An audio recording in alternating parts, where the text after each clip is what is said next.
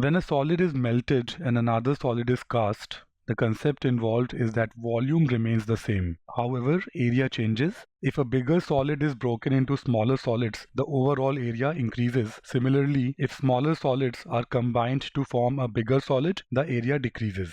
A basic example around this concept, you may want to pause the video and solve these two questions. Originally, the area is 4 by 3 pi, radius is 4, so 4 cube. Volume of one small sphere would be 4 by 3 pi into 1 cube. And if number of new spheres is, let's say, n, and 20% solid was wasted, then actually of the entire volume here, only 0.8 times, and the two volumes now have to be equal.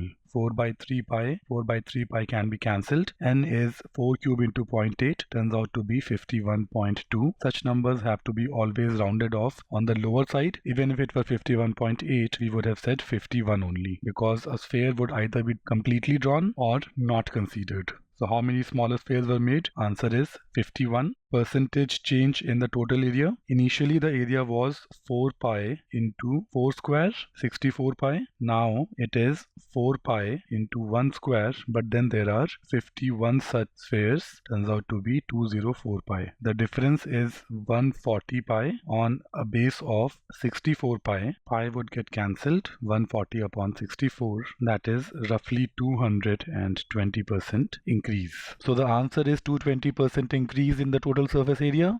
This was the concept, guys. GMAT shorts are deliberately kept brief. For an elaborate explanation, please refer the stage 1 videos. Thanks for watching.